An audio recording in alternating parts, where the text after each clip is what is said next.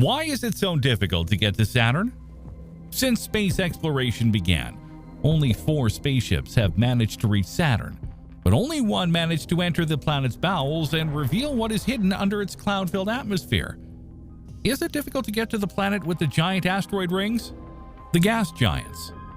One of the main reasons Saturn is so difficult for our spacecraft or space exploration probes to visit is that it is part of the planets known as gas giants, which are very far from Earth and the Sun. Any spacecraft destined to visit the outermost planets of the solar system must meet specific requirements that are very difficult to achieve. One such requirement is that the spacecraft must have a nuclear battery that provides it with electrical power for all its data transmission functions. These ships must carry this type of battery instead of the classic solar panels, because these planets are too far from the Sun. Because of this, very little light arrives, and the solar panels fail to provide enough energy for the operation of the ship. Due to the lack of light, it is necessary to incorporate batteries that work with nuclear thermal energy. Still, the problem with these batteries is that they weigh a lot, which considerably increases the cost of the spaceship. In addition to the fact that the heavier it is, the more fuel is also needed to take it very far, compared to the energy needed by exploration probes that use solar panels. Gas giants like Saturn are located beyond the asteroid belt. In these regions, the temperatures are very, very low, which is why the ships that are sent to explore these planets must have isolation systems to the low temperatures of the interplanetary medium. And of course, one of the most important reasons why it is tough to reach Saturn is that it is 1.3 billion kilometers from Earth. To cover this distance, a large amount of energy and fuel is necessary at the time of launch, which is why the probes that have visited Saturn have been supported with the gravitational assistance of Jupiter. Too far for telescopes. Seen from Earth, Saturn appears as a yellowish object and one of the brightest in the night sky. Observed through a telescope, the 2 most giant rings, classified as A and B, are easily seen. The 2 most minor, classified as D and E, are only seen under optimal atmospheric conditions. Before the invention of the telescope, Saturn was just another planet in the sky. It was known to be the farthest of all, but there was no more information about it, nor about its asteroid belts. Galileo was the first to observe the rings in 1610, but the low inclination of the rings and the low resolution of his telescope made him think at first that they were large moons. Using better observation tools, Christian Huygens could clearly observe the rings in 1659. In 1859, James Clerk Maxwell showed mathematically that rings could not be a single solid object, but must be the grouping of millions of smaller particles. Today we know that the particles that make up Saturn's rings are composed mainly of fragments of rock and ice, and that they rotate at a speed of 48,000 kilometers per hour, 15 times faster than a bullet. Missions to Saturn. 4 American spacecraft greatly increased knowledge of the Saturn system: the Pioneer 11 probe, Voyagers 1 and 2, and the Cassini-Huygens space probe. These spacecraft carried cameras and instruments to analyze the intensities and polarizations of radiation in the electromagnetic spectrum's visible, ultraviolet, infrared, and radio regions. They were also equipped with instruments for the study of magnetic fields and the detection of charged particles and interplanetary dust grains. Pioneer 11. The first spacecraft in history to visit Saturn was Pioneer 11. This was one of the first probes of NASA's space exploration program. It was launched from Cape Canaveral on April 5, 1973. After successfully traversing the asteroid belt on April 19, 1974, its velocity was adjusted to place its trajectory close to Jupiter. During its flyby of Jupiter on December 4, 1974, it imaged the Great Red Spot, made the first observations of the polar regions, and determined the mass of the satellite Callisto. On September 1, 1979, it arrived at Saturn, taking the first close distant photographs of the planet, where it discovered 2 new satellites and other rings. After its encounter with Saturn, it continued its route outward from the solar system, studying the solar wind's energetic particles. Unsurprisingly, the Pioneer probes got their energy from a radioactive isotope source, RTG, instead of solar panels. These generators kept the ships on, so once they ran out, they stopped working in 1995. As was done with the Pioneer 10 probe and with the Voyager spaceships later, the Pioneer 11 probe included a plaque on its structure explaining the probe's origin to a possible extraterrestrial culture. The plaque includes a figure of a man and a woman, the transitions of the hydrogen atom, and the position of the Sun and the Earth in the galaxy, which was intended to send a message from the human race to a hypothetical extraterrestrial race that will find the ships in the future and manage to decipher the information contained in the disks. Voyager 1 and 2. Before space exploration, only Saturn's largest satellites, such as Titan, Enceladus, Tethys, Dione, Iapeto, or Mimas, were known. Still, the exploration probes, Voyager 1 and 2, managed to make important discoveries about these satellites that until then were unknown. Among these discoveries, it was possible to confirm the existence of large amounts of methane in the largest moon of Saturn, called Titan. They also managed to observe huge geysers shooting large amounts of ice and water on the satellite Enceladus. Both Enceladus and Titan are fascinating objects for planetary scientists, since the first belief in the possible existence of liquid water at a shallow depth of its surface, based on the emission of water vapor in geysers, and the second presents an atmosphere rich in methane and similar to that of the primitive Earth. Likewise, the first high-definition images of Saturn were also taken, which showed a yellowish color with black lines of storms that occurred in its atmosphere. Cassini-Huygens. This was Saturn's most prolific and longest-lasting mission on this planet. This spacecraft discovered two new satellites, Neptune and Pallene, which are very small and have irregular shapes. After discovering these two satellites, Cassini flew by the moon Phoebe, taking several pictures of its surface and making several measurements that helped us know that this tiny moon of Saturn could have water below its surface. Titan exploration. The Cassini-Huygens space probe bore that name because, in addition to an orbiter, it also carried a terrestrial exploration spacecraft. This was the Huygens probe that would undock from Cassini to land on the surface of Titan, Saturn's largest moon. On January 14, 2005, the Huygens probe successfully descended on Titan's surface in a region known as Adiri, obtaining images during its descent and on the surface. The panorama during the descent shows gentle hills with drainage channels. The channels seem to lead to a close, wide, flat, and dark region where you can see an area of coastline and even islands and what appears to be a sea of methane, all in a foggy and arid environment. ESA scientists estimate that the probe could have descended over Titan's dark region. The image taken after landing shows a flat surface covered by stones in the form of rounded pebbles. The pebbles could be mostly made of water ice. It should not be forgotten that on Titan there is no liquid water on its surface, although there is frozen water. Such ice is present in the form of rocks. A week after landing, Martin Tomasco of the University of Arizona, responsible for the Huygens cameras, said, "We now have the key to knowing what shapes Titan's landscape. The geological evidence of precipitation, erosion, mechanical abrasion, and river activity that has shaped Titan is much like that which shaped the Earth in the past." Photos of Titan taken by the probe show a complex network of narrow drainage channels that descend from the Bright Mountains to flat, darker, lower regions. There are lakes, coasts, and islands strikingly similar to those on Earth, and it even rains, though not water like on Earth, but methane. But the similarities with Earth end here. Titan is a world ruled by its low temperatures of minus 179 degrees Celsius, with an atmosphere of nitrogen and methane. There, methane fulfills the role of water on Earth, forming clouds in its atmosphere. When it condenses, it forms a methane shower with particles that fills the torrents with a flowing black material. But now the canyons and lakes are dry because methane, like water on Earth, infiltrates under Titan's soil, leaving traces of organic matter on the surface. Exploration of Enceladus.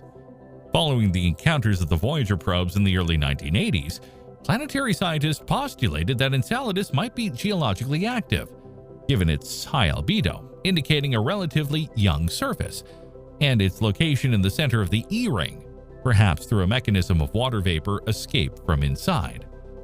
In 2005, data obtained through several instruments on board the Cassini probe confirmed this hypothesis. In addition, it also found possible reserves of liquid water at shallow depths that erupt as geysers on the surface of Enceladus, which was one of the most important discoveries, not only of the mission, but of the history of space exploration. Cassini's high-resolution images show icy jets and high ice spikes ejecting large particles at high speed from Enceladus' surface. Several models have been considered to explain this process. Data and models show that the jets escape from liquid water deposits shallow from the surface. The proof in favor of a subsurface ocean of liquid water between 30 and 40 kilometers below the surface is that this moon is growing. However, a suggested alternative to such an ocean may be large ice caverns filled with water. More recent models show that its geological activity is incompatible with the fact that it is controlled solely by tidal forces. It is better explained by assuming the existence of such a geological feature, which makes this small moon an ideal target for the search for extraterrestrial life. The end of Saturn's exploration. The Cassini-Huygens mission was the last to explore the planet Saturn. This mission ended in 2017 when the spacecraft began to run out of power, and scientists thought of many options to end it, from sending it to wander through space to crashing it into Saturn to avoid any biological contamination with other satellites that could have life. In the end, it was decided to impact the probe against Saturn, as happened with the Juno and Galileo probes once its mission in Jupiter was over. In this way, it took advantage of a gap that exists between the planet and the ring of asteroids that surrounds it, and after making 20 orbits, it rushed against Saturn, burning in its atmosphere and becoming dust. This option was also taken to take advantage of the systems of the ship that were still working. Thanks to this, they were able to obtain important data about the clouds of Saturn that today help us understand a little better how this gas giant works. Today, there are no more spacecraft exploring Saturn, but a new mission called Dragonfly is being planned, sending a robotic drone to explore Titan's surface in 2027. Why is it so difficult to get to Uranus, the strangest planet? Uranus is the only planet tilted. Because of this, one of its poles is always pointing at the Sun and the other in the opposite direction. This makes it one of the strangest planets and, at the same time, one of the most unexplored. Uranus is the seventh planet in the solar system, the third largest and the fourth most massive. It is a gaseous planet that has no surface where humans can walk. For years, space agencies, in space to NASA, have sent various exploration probes to investigate the solar system's planets. Still, it seems that every time new missions are proposed to the planets, Uranus passes completely from being perceived, in fact, is ignored more than its farthest twin Neptune. To date, only one exploration probe has visited this planet, and it was Voyager 2 that quickly passed close to it in 1986 solely to gain momentum. So why is there so little interest in exploring this planet? Is it so difficult to reach, or does it simply have nothing to offer us? The rarest of all. Despite its bad reputation and few exploration missions, Uranus is not a boring planet at all. On the contrary, it is one of the strangest and most exciting planets. With a volume 60 times that of Earth, this planet has a compressed mass of toxic gases. Uranus is similar in composition to Neptune because the two are different from the other gas giants, Jupiter and Saturn. Because of this, astronomers sometimes classify them into a different category than what they call the icy giants. Uranus's atmosphere, although similar to Jupiter and Saturn, which is composed mainly of hydrogen and helium, contains a higher proportion of ice and water, ammonia, and methane, along with traces of hydrocarbons. It has the coldest planetary atmosphere in the solar system, with a minimum temperature of 49 Kelvin, minus 224 degrees Celsius.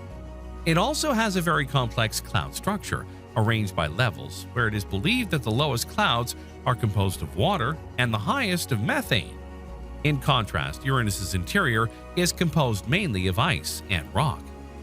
Because of this, Uranus does not have a solid surface. In fact, none of the gaseous planets have it. There are no definite limits, nothing to stop or sail on, just a mixture of gases and liquids that continuously mix until they reach the core. Why is it the only one totally inclined? Uranus's axis of rotation is sideways concerning the solar system's plane. with an axis tilt of 97.77 degrees. This produces changes in the seasons in a completely different way than the other major planets. The rotation of other planets can be visualized as spinning tops, inclined concerning the solar system plane, while Uranus rotates like a ball rolling inclined. When the solstices of Uranus approach, one pole continuously faces the Sun, while the other is in the opposite direction. Only a narrow band around the equator experiences a rapid day and night cycle, but with the Sun very low above the horizon as in Earth's polar regions. On the other side of Uranus's orbit, the pole's orientation in the Sun's direction is reversed. Each pole receives about 42 years of uninterrupted sunlight, followed by 42 years of perpetual darkness. Can you imagine that? A planet where the night lasts 42 years. This situation where the atmosphere doesn't warm for decades can lead to some interesting atmospheric properties that don't occur on any other planet. As the equinoxes approach, the Sun aligns with Uranus's equator, creating a period of day-night cycles similar to those seen on most other planets. The most recent equinox of Uranus was on December 7, 2007, and the next will be in the year 2049. A consequence of the orientation of the axis is that the polar regions receive more solar energy during the year than the equatorial regions. However, the temperature of Uranus is higher at its equator than at its poles. The mechanism that causes this circumstance is still unknown. The reason why the axis of the planet is so tilted and are not known. However, it is speculated that perhaps during its formation, the planet may have collided with a large protoplanet capable of producing this orientation.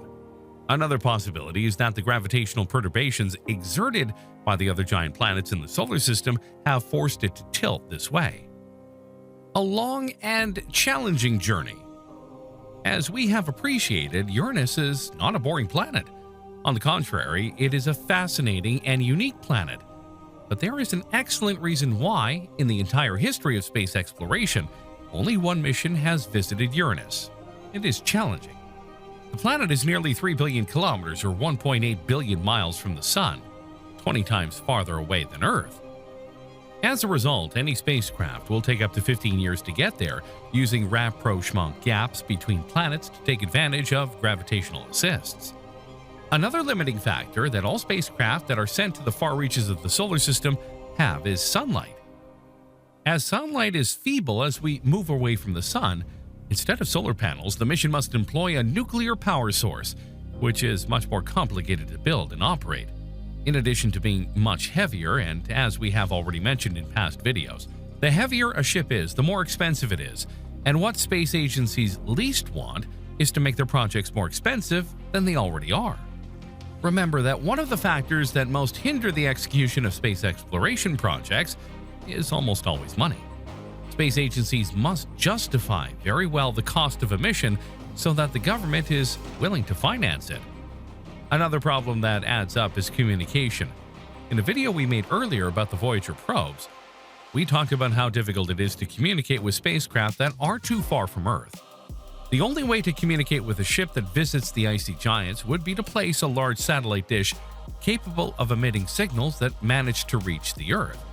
As you can imagine, this would mean, again, increasing the weight and dimensions of the spacecraft. Not to mention the difficulty of receiving and sending data at those distances. The radio signals sent by a spacecraft take more than 20 minutes to reach Earth, and the communication between the receiver and the sender would consist of 40 minutes, which is a long time. Therefore, a ship heading to Uranus would have to have programmed a series of tasks that would have to be executed automatically and without human intervention, something that, although it sounds simple, it is not if we contemplate that a spaceship moves at more than 20 kilometers per second in interplanetary space. An error of 1 millimeter in any direction would be the end. Another significant and little talked about obstacle is keeping both engineering and operations mission teams together for as long as it takes to complete the mission. This can be up to a decade between launch and the spacecraft's arrival on the planet. Although it seems insignificant, this problem is why many missions have had to be cancelled. Even others have been delayed years because the team that began working on a mission was not the same that finished it. Information or codes of great importance are usually lost in the passage from one team technique to another. This was just what happened with the Voyager probes. which used VHS-type films to send images, and software made specifically for this task was responsible for encoding them here on Earth. The equipment that performed that job, the software, and the people that knew how to use them no longer exist. So today it is impossible to retake images with the Voyager cameras, even if they work. Another example of this problem can be seen in the recent Artemis 1 mission that aims to take the next generation of astronauts to the moon. Many people wondered why the spacecraft and equipment that were used in the 60s were not simply rebuilt. The reason is that all that information was lost. The people who knew the codes of the computers, the passwords, those who made the designs, the mathematical calculations, most of them died long ago. Others replaced the equipment. In the process, all that information was lost, and therefore it was no longer possible to rebuild the ships that took humans to the moon for the first time. As you can see, even before considering what instruments will be placed aboard a hypothetical ship that Uranus will visit, you must consider all this. NASA's new priority. It has become clear that Uranus and Neptune are the least known planets in the solar system. Because of this, NASA has been trying for years to outline the characteristics of a mission to study these bodies in 2030. In 2017, a NASA study concluded that it was necessary to study both worlds. The problem is that there is no money to launch two high-cost probes to the two planets, so it's time to prioritize. One option is to combine this mission with visiting one or more Kuiper Belt objects. Another is to explore one of the two planets. Until now, NASA considered both worlds equally fascinating from a scientific point of view, but in a recent report by OPAG, Outer Planets Assessment Group, the agency has radically changed its mind, and they think that they should give priority to Neptune. Why Neptune and not Uranus? Well, because of, or rather thanks to Triton, the largest moon of Neptune. The decision does not cease to be curious because until recently, Uranus seemed to have won the battle to be the next protagonist of a space mission. Uranus and Neptune are equally fascinating. Voyager 2 discovered Neptune and was more active than Uranus.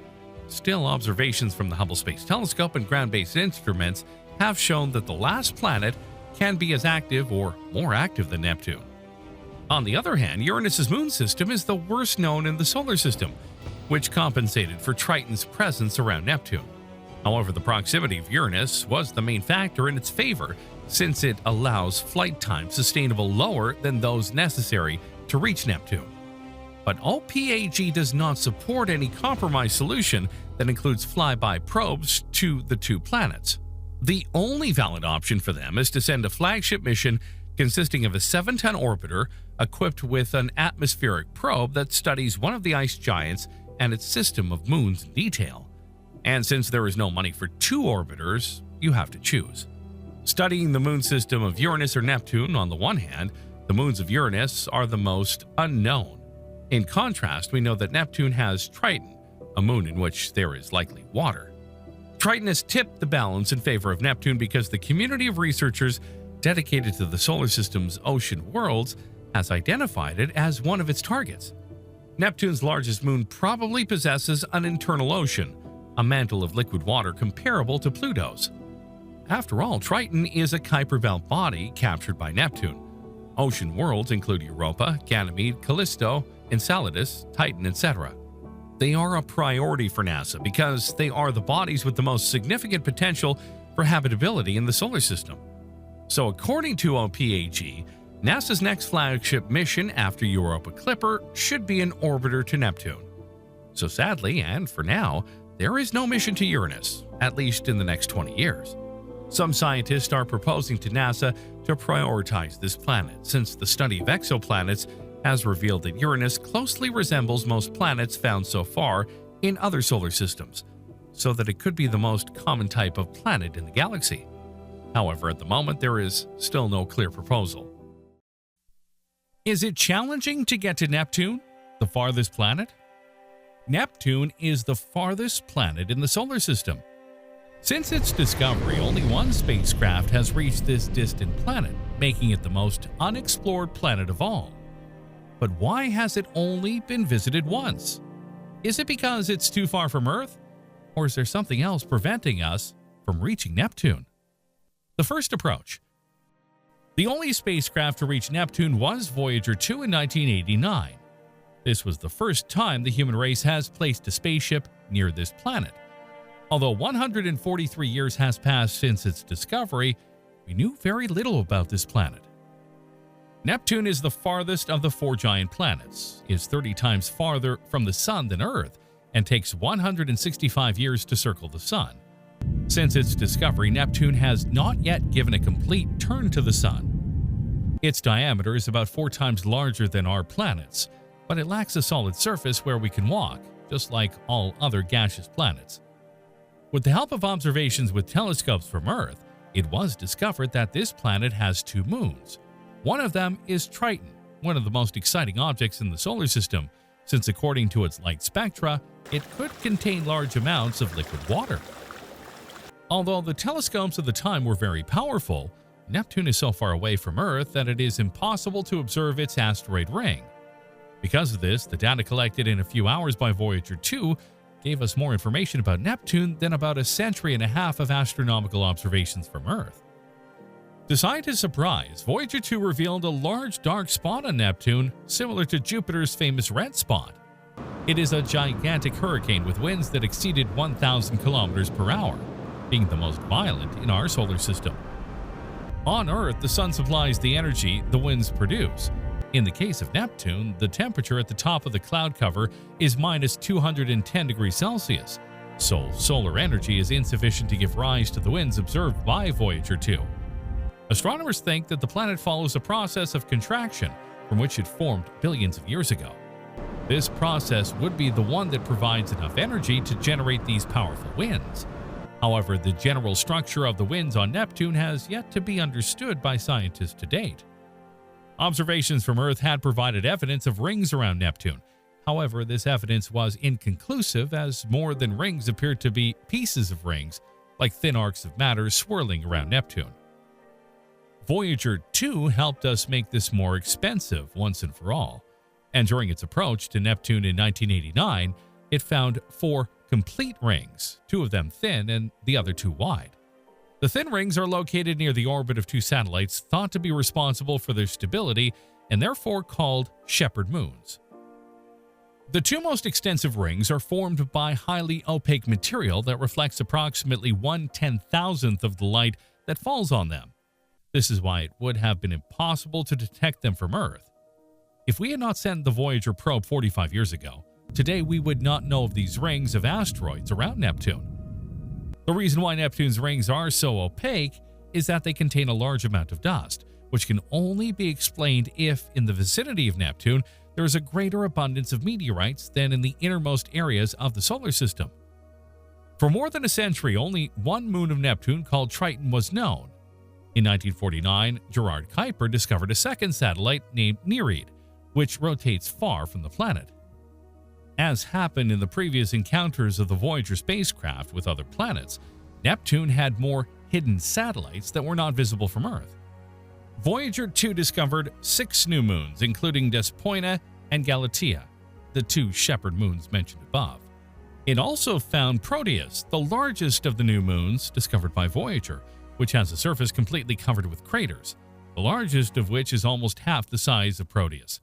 Despite these findings, Neptune's largest moon, Triton, the one known for more than a century, remains the most interesting. A difficult journey. Being the farthest planet in the solar system, it is logical that space agencies think twice before carrying out a mission to this planet. The Voyager 2 probe took more than a decade to reach the orbit of Neptune, and this was thanks to the fact that it had several gravitational assists with which it took the momentum and thus shortened the travel time. Without those gravitational assists, it would have likely taken at least 5 more years to reach Neptune. Can you imagine that? A 15-year mission to reach a planet brings challenges that are very difficult to overcome. Neptune is more than 4 billion kilometers from Earth. Even the sun's rays become scarce at this distance. Due to the absence of light, any spacecraft sent to this planet must necessarily use a nuclear power source, since the solar panels will not capture enough light. Mounting a nuclear battery on a spacecraft involves several engineering challenges. Still beyond those challenges, these batteries considerably increase the spacecraft's weight, eventually making it more expensive. In summary, the difficulties that would arise to reach Neptune are the same as those that arise to reach Uranus, which is much closer. Despite all the difficulties that may arise in reaching Neptune, this planet has exciting features that are attractive to astronomers. Thanks to this, there is currently a proposal by NASA to send a ship back to this planet. A unique climate. Neptune's meteorology is characterized by very dynamic storm systems, with winds reaching almost 600 meters per second or 2,200 kilometers per hour, and almost reaching supersonic flow speeds. Although its composition is very similar, Neptune has a much more violent atmosphere than Uranus. Voyager 2 observed weather phenomena on Neptune during its flyby in 1989, but observed no comparable phenomena on Uranus during its flyby in 1986. In 2007, Neptune's upper troposphere of the South Pole was found to be about 10 Kelvin warmer than the rest of the planet, which averages about 73 Kelvin or minus 200 degrees Celsius. The temperature difference is enough for methane, which freezes in the troposphere elsewhere, to escape into the stratosphere near the pole. This hotter region is due to the tilt of Neptune's axis, which has exposed the South Pole to the Sun during the last quarter of Neptune's year, equivalent to about 40 Earth years. As Neptune slowly moves towards the opposite side of the Sun, the South Pole will darken and the North Pole will brighten, causing the methane release to shift to the North Pole. Due to seasonal changes, Neptune's southern hemisphere cloud bands have been observed to increase in size. This trend was first seen in 1980 and is expected to last until 2020. The long orbital period makes the seasons on Neptune last 40 years. The jewel in the crown, Triton. In addition to the exotic weather, Neptune is something that Uranus does not have, and this is the main reason why NASA is planning a new mission to Neptune and not to Uranus, which is much closer than Neptune. We're talking about Triton. With a diameter of 2,707 kilometers, Triton is the largest satellite of Neptune and the seventh in the solar system, as well as being the only large moon that has a retrograde orbit, that is, an orbit whose direction is contrary to the rotation of the planet, something exceptional in a body of such size. Because of this retrograde orbit and its composition similar to that of Pluto, astronomers consider Triton to have been an object captured from the Kuiper Belt by the gravitational pull of Neptune. Triton is composed of a crust of nitrogen frozen on top of a mantle of ice, which is believed to cover a solid core of rock and metal. It also has an average density of 2,061 grams per centimeter cubed, and according to observations of its chemical spectrum, it is composed of approximately 15 to 35% water in solid state, i.e., ice. This natural satellite is one of the few in the solar system known to be geologically active. Due to this activity, its surface is relatively young and reveals a complex geological history, from mysterious and intricate cryovolcanoes and tectonic terrains.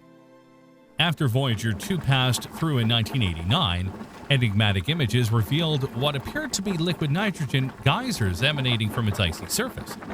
This discovery left the scientific community astonished, since it completely changed the classical concept of volcanism, because until then, it was assumed that icy bodies should not be geologically active. Triton was the first exception to that rule. This natural satellite showed us that there must not necessarily be a rock fluid for geological activity. Still, it can also be nitrogen or water. Ice volcanoes. The fact that Triton has so few craters indicates that its surface is constantly renewed due to some geological processes. Valleys and ridges are in a complex pattern all over the surface, probably resulting from freeze-heating cycles and volcanoes. The Voyager 2 probe observed icy volcanoes, plumes, vertically spewing liquid nitrogen, dust, or methane compounds coming from below the surface, in smoke reaching 8 kilometers high.